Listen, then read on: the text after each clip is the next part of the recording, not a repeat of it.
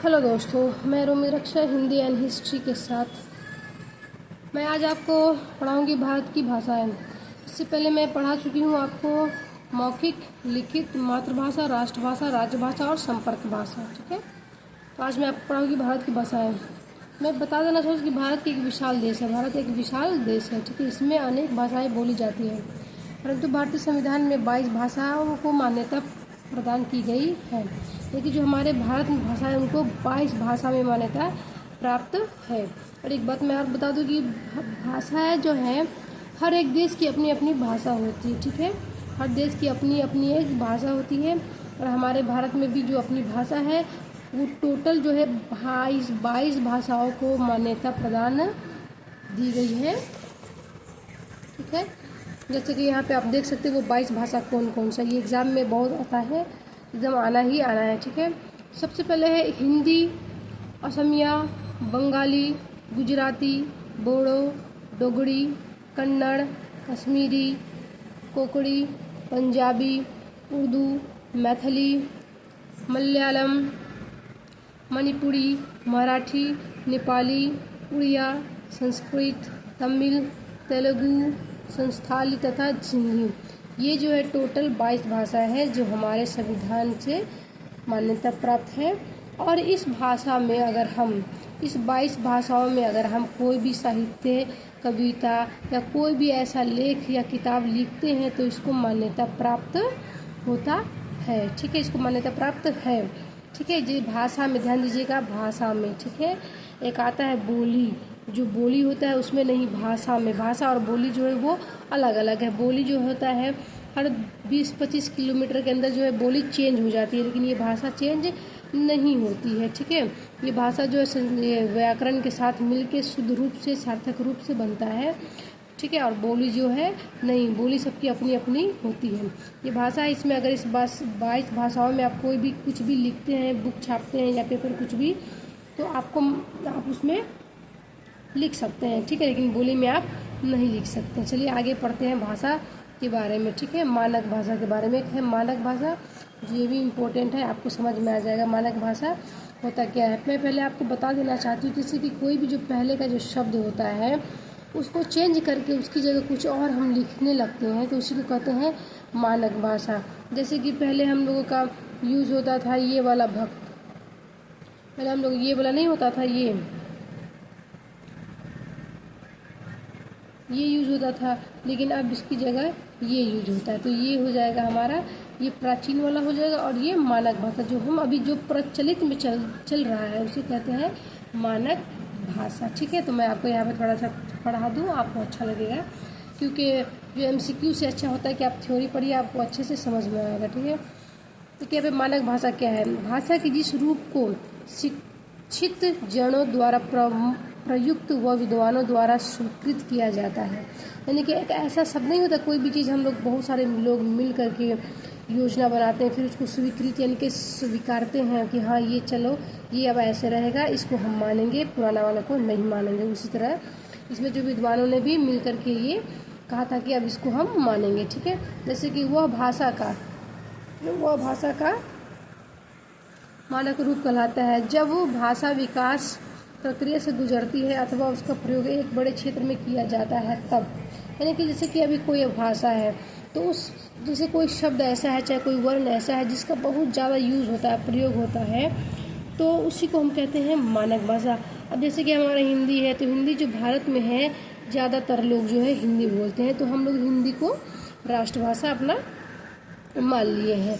राष्ट्रभाषा है नहीं, लेकिन राष्ट्रभाषा मानते हैं। ठीक है, और जैसे कि मराठी हो गया, तो मराठी में लोग, मुंबई के सारे लोग ज़्यादा करके मराठी बोलते हैं, तो वो लोग अपना मराठी जानते हैं। इसी तरह इसमें दिया हुआ कि कोई शब्द या कोई वर्ण ऐसा है जो ज़्यादा चल रहा है, यूज़ में आ रहा है, प्रयोग में आ रहा है, तो उसी को कहते हैं मानक भाषा। ठीक है, अब आगे आप देखिए, आगे इसमें है उसकी एकरूपता को बनाए रखना कठिन होता है। हिंदी भाषा का क्षेत्र भी बहुत व्यापक है, इसलिए इस विभिन्न बोलियों तथा उपभाषाओं का प्रभाव पड़ता रहता है।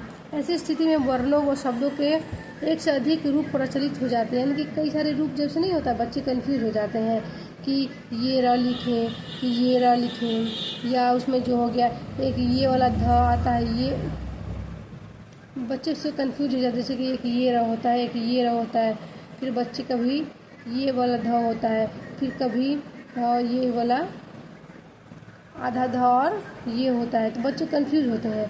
तो इस सब विद्वानों ने मिल करके सोचा कि इसमें से कोई एक ही यूज़ किया जाए, चाहे तो ये चाहे तो ये, जो ज़्यादा यूज़ हो रहा है, ठीक है। तो इसी को कहते हैं मानक भाषा, ठीक है। चलिए अब आगे हम आपको बताते हैं। अतः भाषा की एक रूपता को बनाए रखने के लिए भाषा के मानक रूप की आवश्यकता पड़ती है, यानी कि भाषा को बनाने के लिए हिंदी के मानक वर्ण और वर्तनी केंद्रीय हिंदी निदेशालय के अनुसार, यानी कि जो केंद्रीय से ये उसके निदेशालय के अनुसार रखा गया है। ये एनसीईआरटी की बुक है, बहुत इंपॉर्टेंट है, इसको पढ़िएगा। ये आप तक पूछा भी जाएगा कि जो मानक भाषा वर्ण या वर्तनी है वो किसके निर्देशालय से, किसके निदेशालय के अनुसार है, तो बताइएगा केंद्रीय के, ठीक है। अब आगे आप देखिएगा, यहाँ पे देखिए कुछ वर्ण के पूर्व में परिचलित रूप, यानी कि जो पहले यूज होते थे प्राचीन में, ठीक है, ये प्राचीन में यूज होते थे, जो ध है, ठीक है। तो ध्यान दीजिएगा, कोई भी जब नीचे बिंदु रहेगा ना, नीचे अगर कोई मात्रा है तो ध्यान दीजिएगा कि ये बड़ा है, क्या है, ये बड़ा है, छोटा नहीं है। मैं आपको इसको तोड़ के बता देती हूँ। देखो ये जो द है ना, देखिए द, ये आधा द, ये कितना है, ये आधा द है, और ये जो ध है ये ध पूरा है, तद, ठीक है, ये पूरा है, पूरा, ठीक है। द ध लास्ट में ध ज़्यादा आता है, ठीक है, इसलिए ये आधा है और ये पूरा है। अब ये क्या है, ये अ, ठीक है। और देखिए इसका आ ये है, जो अभी मानक भाषा में है, पहले ऐसे बनाते थे लेकिन अब आ ये ख पहले ऐसे होता था, अब ये। अब बच्चे हम लोग भी कंफ्यूज रहते कि जब बच्चे ये वाला बनाते हैं तो र है कि व है, तो फिर अब समझ में आता कि हाँ ये ख है, ये फिर आता है ये भ, लेकिन अब इसकी जगह पे आ गया है छ, ठीक है। ये वाला हम लोग झ पढ़ते हैं इसको, ठीक है। अब इस पर जगह ये, यानी कि ये हमारा मानक भाषा है, इसको अब मान्यता हमारा मिल गया है, ठीक है। अब आगे देखिए पढ़ते हैं हम लोग। केंद्रीय हिंदी निदेशालय द्वारा दिए गए मानक हिंदी वर्तनी संबंधी प्रमुख निर्देश, यानी कि कोई भी जब चीज़ देते हैं तो उसका एक रूल रेगुलेशन होता है। तो यहाँ पे एक निर्देश बताया गया है जो मैं आपको भी समझाऊंगी। जैसे कि ये लू का प्रयोग हिंदी में न होने के कारण इन्हें हिंदी के मानक वर्णों का स्थान नहीं दिया गया, यानी कि पहले ये ल यूज़ होता था, लेकिन इसका जब ज़्यादा यूज़ नहीं हो रहा है, प्रयोग नहीं हो रहा है, तो इसको क्या कर दिया गया है, हटा दिया गया है। अभी हमारे घर में कोई ऐसा चीज़ रखा हुआ जिसका प्रयोग हो ही नहीं रहा है, यूज़ हो ही नहीं रहा है, तो उसको क्या करते हैं, किसी को दे देते हैं या कबाड़ी वाले को दे देते हैं, ठीक है। फिर कह रहा है संयुक्त वर्ण पाई हटाकर, यानी कि संयुक्त वर्ण का जो पाई होता था, खड़ी पाई, संयुक्त वर्ण का हटाकर हुंडी को आधा करके तथा हलंत लगाकर बनाए जाते हैं, ठीक है। यानी कि जैसे कि ये था, तो पहले जो है इसमें, जैसे कि ये सच्चा है, तो अगर इसको हम तोड़ेंगे तो ध्यान दीजिएगा, मैं इसको आपको अच्छे से बता दे रही हूँ। जैसे कि ये इसको कहा जाए कि पाई हटा करके, ठीक है, पाई हटा करके उसको आधा कर दिया गया या हलंत कर दिया। जैसे भी ये 100 है तो ये सब पूरा, लेकिन ये जो च था ना, तो च अगर ऐसे लिखेंगे तो भी ये इसको ही माना जाएगा।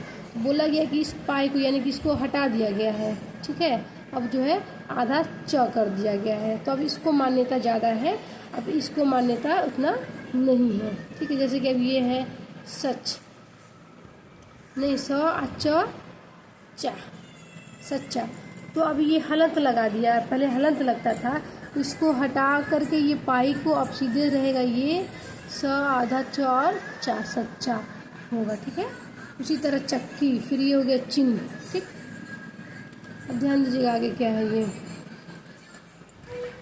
विभक्ति चिन्ह संज्ञा शब्दों से पृथक तथा सर्वनाम शब्दों से मिलकर लिखे जाएंगे। जैसे कह रहा है कि जैसे विभक्ति चिन्ह होता है, जो इनकी विभक्ति होता है, जैसे कि इसकी पहचान उसकी पहचान, तो चिन्ह शब्दों को पृथक यानी कि अलग अलग करके अब लिखा जाता है। जैसे कि देखिए संज्ञा, तो विनीता को, यानी जो विनीता है को, इसको कहते हैं विभक्ति, ध्यान दीजिएगा, ठीक है। फिर सर्वनाम, क्योंकि उसकी जगह, ठीक है, उनको, यानी कि विनीता को ही, यानी कि उनको, ठीक। अब आगे देखिएगा आपका क्या है। संयुक्त क्रियाएं पृथक लिखी जाएगी, जैसे पढ़ चुका है, कह रहा है कि जो संयुक्त क्रियाएं हैं उनको अलग लिखा जाएगा। ये पढ़ चुका क्या है, ये क्रिया है, ये क्या है, पढ़ना जो ये क्रिया है। फिर अवयव पृथक लिखे जाएंगे, जैसे श्री शर्मा जी, ये अवयव भी है, ठीक है, श्री शर्मा या शर्मा जी। फिर क्रिया विशेषण अवयव आदि में य व की जगह स्वरात्मक प्रयोग किए जाएं। जैसे हालांकि जो पहले जो क्रिया विशेषण अवयव आदि थे इसमें य व की जगह यानी कि इन दोनों की जगह स्वरात्मक प्रयोग किए जाएं। जैसे इनके जैसे य वो होता था तो उसको हटा दिया गया है। जैसे कि देखिएगा यहाँ पे है नई, यह था ना, तो ये य को हटा करके सीधे जो है बड़ी वाली मात्रा जो स्वर है, स्वर देखिए इसमें कहा गया है स्वरात्मक प्रयोग किया जाए, तो स्वरात्मक का जो स्वर है तो सीधे इसको य हटा करके, देखिए यहाँ पे आपको बताया गया कि य व की जगह स्वरात्मक यानी कि स्वर को यूज़ किया जाएगा, ठीक है। तो य की जगह पे बड़ी ई आ गई है, ठीक है, पहले ये लिखते थे लेकिन अब ये आ गया है जो मानक रूप में हमारा होता है ये। फिर हुआ, हुआ वह था ना, ये व्यंजन था, ये भी व्यंजन था, तो इसको हटा के क्या किया, बड़ी ई सीधे जोड़ दिया, य की जो मात्रा लगी थी इसको हटा के सीधे ई जोड़ दिया गया। फिर वह हटा करके सीधे अपना स्वर जोड़ दिया यानी कि आ हो गया, ठीक है, तो ये आपका हो गया। फिर किए आए यानी कि किए पहले होता था ना, किए चाहे आए, नहीं हुआ, ठीक है, तो आप सीधे किए आए ये ए जोड़ दिया गया, ये स्वर ध्यान दीजिएगा, ठीक है। नहीं हुआ आदि मानक रूप है, ये सब मानक रूप है। पहले यहाँ पे य वगैरह हम लोग जोड़ते थे, किए ये बनाते थे हम लोग ऐसे किए, ठीक है, तो इसको हटा करके अब ये हो गया ए आए नहीं, ठीक है। वो आदि मानक रूप है। जहाँ यह शब्द का मूल तत्व हो वहाँ यह ही रहेगा, जहाँ पे इसका मूल रहेगा, मूल रूप होता है, अगर वो रहेगा तब जाके वो य रहेगा, ठीक है, ही रहेगा। जैसे कि स्थाई, अब स्थाई है, इसका मूल रूप है स्थाई, ठीक है, यानी कि स्थाई जगह जो भी है तो रहेगा, लेकिन वैसे नहीं रहेगा। फिर अब यह है अव्ययी भाव, दायित्व आदि में य के स्थान पर ई नहीं आएगा। एक अव्ययी भाव है जिसमें जो है दायित्व आदि में य के स्थान पर ई नहीं आएगा, यानी कि स्थान पर या आदि में य के स्थान पर ई नहीं आएगा, जो अविभाव होगा, ठीक है। अब देखिएगा आगे क्या है। संयुक्त व्यंजन के रूप में पंचमा अक्षर के स्थान पर अनुस्वार, जो पांचवा अक्षर होता है ना, क ख ग अंग च स ज झ इया ट ढ ड अड़ त थ द न प प प म, जो पांचवा अक्षर उसकी जगह पे अनुस्वार को अब लगा दिया गया है। इससे अब हमारा जो है इसको अनुस्वार कहेंगे, वो अक्षर नहीं। पहले हम लोगों का जैसे कि ये हो गया हमारा, जैसे कि ये हम लिखते थे पहले कंठ लिखते थे ये कंठ, ठीक है, और कंठ लिखते थे ना, तो अब इसको छोड़ के आप सीधे हम ऐसे कंठ लिखेंगे, ऐसे, इसको कहते हैं हम, ठीक है, ये हो गया अनुस्वार आएगा। और व अनुनासिक दोनों, और अनुनासिक भी आएगा, ये जो चंद्र बिंदु है ये भी आएगा, ये भी आएगा, ठीक है। अब आता है चिन्ह में प्रयोग में लाएंगे। शिरो रेखा के ऊपर मात्रा व चंद्र बिंदु दोनों के लिए स्थान पर अभाव हो जाता है। अंत केवल बिंदु अनुस्वार लगाया जा सकता है, जैसे मैं, जैसे कि पहले ये लगाते थे ना, मैं में ये चंद्र बिंदु तो नहीं लगाएंगे, अभी केवल बिंदु लगाएंगे तो भी हमारा चल जाएगा। अब ये हमारा मानक रूप है, ये नहीं है, अन्यत्र चंद्र बिंदु का प्रयोग किया जाना चाहिए। और आपका आता है क ख ग ज फ में कुछ ध्वनियाँ हिंदी उच्चारण में परिवर्तित हो गई है, केवल ज फ अभी भी प्रयोग में है। इसमें कहा जा रहा है कि जो ये क है बिंदी वाला ख है, तो अब जो है ये सब उतना यूज़ नहीं होता है, ठीक है, लेकिन अब ये केवल यूज होता है ज और फ, जिसको कहते हैं हम, जो ये बाहर से आई है, ठीक है, ये अरबी फारसी की भाषा है, शब्द है, वर्ण है, जो हम अब यूज़ करते हैं। पहले ये था लेकिन अब इतने यूज़ नहीं होते हैं। अब हमारा अरबी फारसी या अंग्रेजी मूल शब्दों से इनका प्रयोग मानक है, ठीक है। ये अंग्रेजी जिस रूप में जो है मानक, जैसे हम लोग हिंदी पढ़ रहे थे वो हिंदी का मानक रूप था, ये जो है, ये जो वर्ण है, वर्ण ये आगत ध्वनि, यानी कि ये बाहर से आई है, तो इसको जो है हम लोग, ये अरबी फारसी का है जो बाहर से आई है, ठीक है। कुछ शब्द दोनों रूपों में मानक है, यानी कि कुछ शब्द दोनों रूप में भी मान सकते हैं, लिखेंगे तो वो गलत नहीं होगा। जैसे ये सर्दी हो गया तो ये भी सर्दी आप ऐसे लिख सकते हैं, ये गर्दन है तो ये भी गर्दन आप लिख सकते हैं, ये दोनों रूप को मानते हैं, ये दोनों रूप को भी हम मानक रूप मानते हैं। अगर ये भी लिखेंगे ये भी तो भी आपको वो सही रहेगा।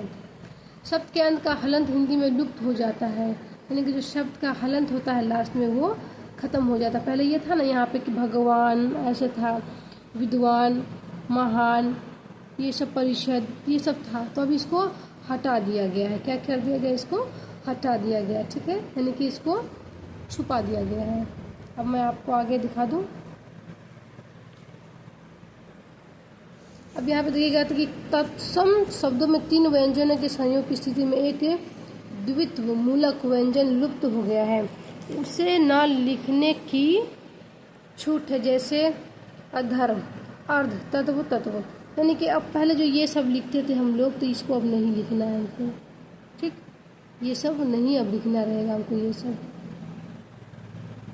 अब हम लोग इसको नहीं लिखेंगे। अब हम इसको अर्ध लिखेंगे और ये तत्व लिखेंगे। ये दो तत्व था ना, आधा, तो इसको नहीं लिखेंगे, अब इसको लिखेंगे। ये अर्ध था, इसको छोड़ के हम सीधे अर्ध ऐसे लिखेंगे। ठीक है, तत्सम ध्यान दीजिएगा, ये संस्कृत है। ये ठीक है, संस्कृत का है ये।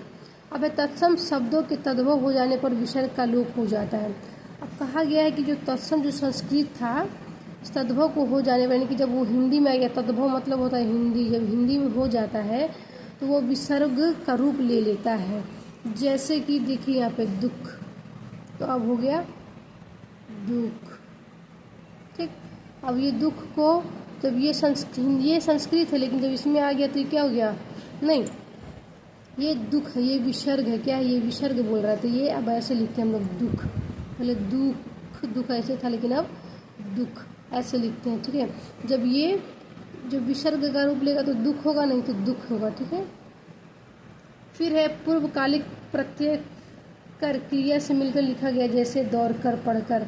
ये करा कि जो पूर्वकालिक था प्रत्यय कर, यानी कि क्रिया कोई भी अगर होता है तो उसमें कर जोड़ करके लिखा जाता है। जैसे दौड़ हो गया तब कर, दौड़ कर, पढ़ तब पढ़ कर। ठीक है, अब देखिएगा यहाँ पे ये इंपॉर्टेंट चीज़ है, आपको ध्यान देने लायक है, बहुत इंपॉर्टेंट है। ये एग्ज़ाम में आता है। आपको हिंदी भाषा से जुड़ी कुछ रोचक जानकारी है, आपको लेना चाहिए। 769 ईसा में पहले हिंदी साहित्य दोहा कोश की रचना कब हुई थी? दोहा कोश की रचना 769 में। फिर 1100 में आधुनिक देवनागरी लिपि का जन्म हुआ। कब हुआ था देवनागरी लिपि का जन्म? कब हुआ था? 1100 में। फिर 1913 में दादा साहेब फाल्के द्वारा पहली हिंदी फिल्म राजा हरिश्चंद्र का निर्माण हुआ था। ये भी आता रहता है हमेशा एग्जाम में। 1926 में कोलकाता से पहली हिंदी समाचार पत्र उदय मार्दन का प्रकाशन। ये भी एग्जाम में हमेशा पूछा जाता है। 1929 में आचार्य रामचंद्र शुक्ल द्वारा हिंदी साहित्य का इतिहास का लेखन, यानी कि 1929 में आचार्य रामचंद्र शुक्ल द्वारा हिंदी साहित्य का इतिहास जो था, इसका नाम था इतिहास, ये रामचंद्र शुक्ल द्वारा लिखा गया है। ठीक है, 1930 में हिंदी टाइपराइटर का जन्म। हिंदी टाइपराइटर का जन्म कब हुआ था? 1930 में।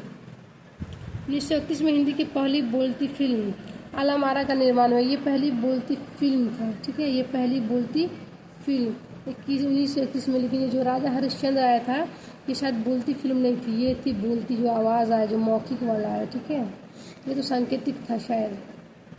फिर 1949 में हिंदी भारत की राजभाषा घोषित हुई। ठीक है, राजभाषा, ये राष्ट्र नहीं है, ध्यान दीजिएगा, ये राजभाषा घोषित हुई। ठीक है, तो 1929 में। तो थैंक यू, आप लोगों ने इसको यहाँ तक देखा। ये एग्ज़ाम में आपके आना ही आना है। मैं इसको आपको एनसीईआरटी बुक जो होता है, स्पेशल बुक, उससे मैं पढ़ा रही हूँ। और आपको इसके बाद मैं पढ़ाऊँगी बोली। ठीक है, बोली भी बहुत अच्छा है। पहले मैं तो आपको भाषा पढ़ा दी हूँ, जो 22 भाषा होता है, और 22 भाषाओं में जो है आपको कोई भी साहित्य या कुछ भी आप लिखते हैं तो उसको मान्यता मिल जाएगी, लेकिन बोली में नहीं। इसके बाद मैं आपको पढ़ाऊँगी बोली। ठीक है, so thanks for watching. And मेरे चैनल है मेरा जो हिंदी एंड हिस्ट्री विथ रोमी है, उसको आप जाकर के सब्सक्राइब करिए। और जो भी आपको टॉपिक पढ़ना है, आप मुझे एक बार बस कमेंट करिए, फिर मैं इसको अच्छे से डिटेल से आपको पढ़ाऊँगी। और उसमें से आपका आना ही आना है, क्योंकि हम लोग भी स्टेट वगैरह दे चुके हैं, तो हम लोग को पता है।